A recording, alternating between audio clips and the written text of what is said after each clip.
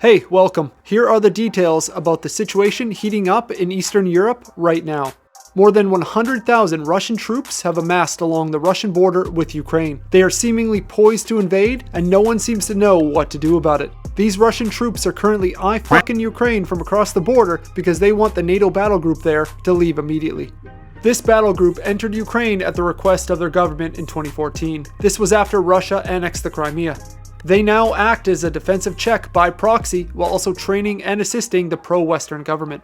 Recent attempts to come to a diplomatic solution have failed. NATO will likely never meet the Russian demands, which are to never accept any new NATO members and immediately remove any forces in Russian adjacent countries.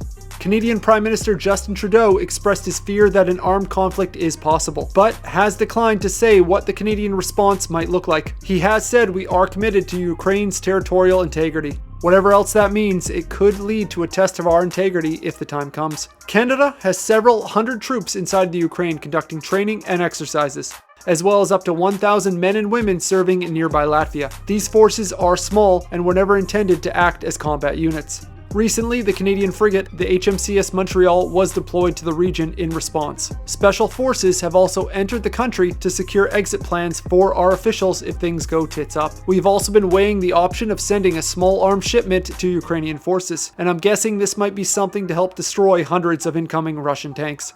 As for the states, President Biden has placed 9,000 additional troops on high alert for possible deployment to the country. Currently, America has a National Guard force along with an unknown number of special forces in Ukraine. 9 countries total have contributed troops to the NATO battle group, and now several of these are moving additional military assets into the region. As for Russia, they are tired of historically hostile countries conducting troop deployments and exercises right in the neighboring countries. Even before the additional NATO buildup, Russian President Vladimir Putin saw the small allied force as an aggressor, piling both weapons and troops right next to their doorstep, and hey, we wouldn't stand for that either. Russia is also encouraged to enter Ukraine, partly because of the calls from the pro-Russian population, who are there asking for more Putin in their lives. The man himself, Putin, has proclaimed they are at the border of their own nation and have nowhere left to retreat to. He spent last week officially tweeting quotes and pictures of the intertwined history that both Russia and the Ukraine once shared, indicating they could achieve this once more. All parties involved are now actively finger-pointing at the other. Biden and Trudeau have admitted they can see this situation escalating into further conflict, but have declined to say what their response would entail. I'm guessing this depends individually on what collateral damage Russia would create if they chose invasion. Now, other Baltic countries fear a broader Russian takeover in the region.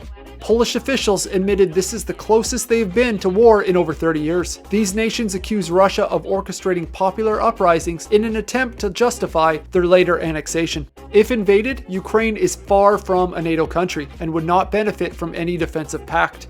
Nearby Finland and Sweden are considering NATO membership. If this happens, it would both strengthen the defensive alliance in Europe and continue to piss off Russia. If you're interested in learning about how Ukraine got to this point, suggest you check out the documentary Winter on Fire. It shows just how quickly an abusive government can turn against its own people, and how a popular movement might escalate into a civil war.